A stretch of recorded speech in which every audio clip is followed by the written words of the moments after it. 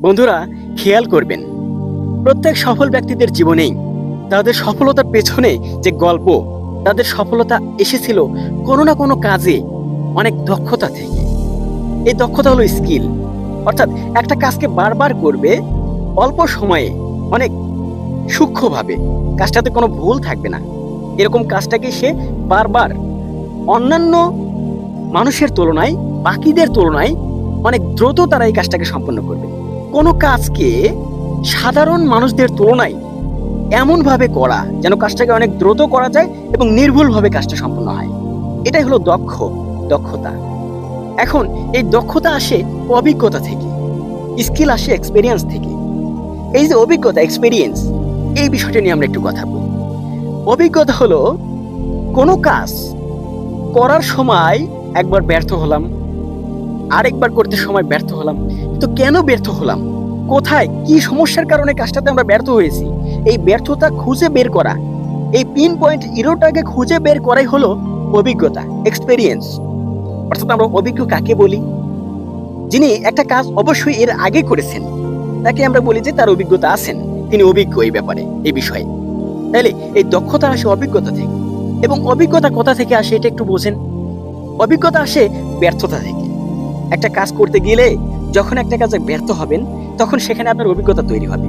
কাজটাতে কেন ব্যর্থ হলেন, কোথায় ভুল হলো, এই ভুলটাকে চিহ্নিত করা এবং পরবর্তীতে ওই কাজটা করার সময় যেন ওই ভুলটা ওই সময় ওই জায়গায় ওই ভুলটা যেন আর না হয়। এই যে এই ভুল থেকে শিক্ষা নেওয়া, এটাই কিন্তু অভিজ্ঞতা। আর এই ভুলটা কিন্তু ব্যর্থতা। যখন ভুলটা হয় তখন কাজটা পরিপূর্ণ হয় না, সম্পন্ন হয় না। এই যে এই ভুল, এটাই হলো কি? ব্যর্থতা। এবং এই ব্যর্থতা থেকে অভিজ্ঞতা তৈরি হয়। কাজে ভুল না করলে, ব্যর্থ না হলে অভিজ্ঞতা অর্জন করা সম্ভব নয়।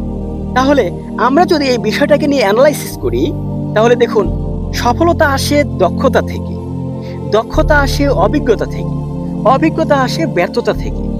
অর্থাৎ একটা ছাড়া আরেকটি পাওয়া সম্ভব নয়। তাহলে এখান থেকে কি বোঝা গেল?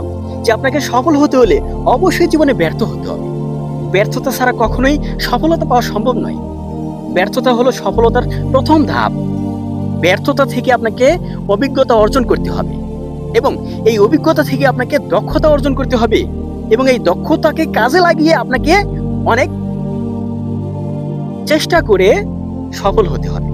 বন্ধুরা, আমরা আমাদের জীবন নিয়ে সচরাচর হতাশ হই, কিন্তু দেখুন, জীবনের যে নিয়ম, রুলস, একটা ম্যাথের ক্ষেত্রে যেরকম রুলস থাকে, একটা গণিতের সমাধানের ক্ষেত্রে যেরকম রুলস থাকে, একদম কনসিকুয়েন্সলি, পর্যায়ক্রমে, ধারাবাহিকভাবে একটার পর আরেকটা সমাধান পাওয়া যায়। অর্থাৎ প্রথমটাকে সমাধান না করলে দ্বিতীয়টা পাওয়া সম্ভব নয়, দ্বিতীয়টা না করলে তৃতীয়টা পাওয়া সম্ভব নয়। তাহলে তৃতীয়টা পাওয়ার জন্য অবশ্যই প্রথমটা পারতে হবে, দ্বিতীয়টা পারতে হবে, প্রত্যেকটাই গুরুত্বপূর্ণ। সেক্ষেত্রে সফলতাতেও আপনার সফলতার ধাপ, এই প্রত্যেকটা ধাপই গুরুত্বপূর্ণ। এগুলো কি কি? প্রথমে ব্যর্থতা, তারপরে কি? ব্যর্থতা, অভিজ্ঞতা, তারপরে হলো দক্ষতা, তারপরে সফলতা। তাহলে অবশ্যই আপনাকে ব্যর্থ হতে হবে। ব্যর্থতা ছাড়া কখনোই সফলতা পাওয়া সম্ভব নয়। যে সফলতা পাবেন ব্যর্থতা ছাড়া, সেটা আসলে প্রকৃত সফলতা নয়। সেই সফলতা সাময়িক সফলতা, সেটা আপনি পেয়েছেন, কিন্তু আপনার সেই সফলতার পেছনে আপনার অভিজ্ঞতা নাই, দক্ষতা নাই, নাই ব্যর্থতা। তাহলে সেটা পরিপূর্ণ সফলতা হতে পারে না। পরিপূর্ণ সফলতা সেটাই যেখানে সফলতার পরবর্তী যে ধাপগুলো, দক্ষতা, অভিজ্ঞতা এবং ব্যর্থতা, এই তিনটি আছে। সেটাকে আমরা বলবো কি? অ্যাকিউরেট সফলতা। আমাদের জীবন অনেক সুন্দর। বারবার ব্যর্থ হওয়া এটা অপরাধ না, এটা কোনো দোষ নয়।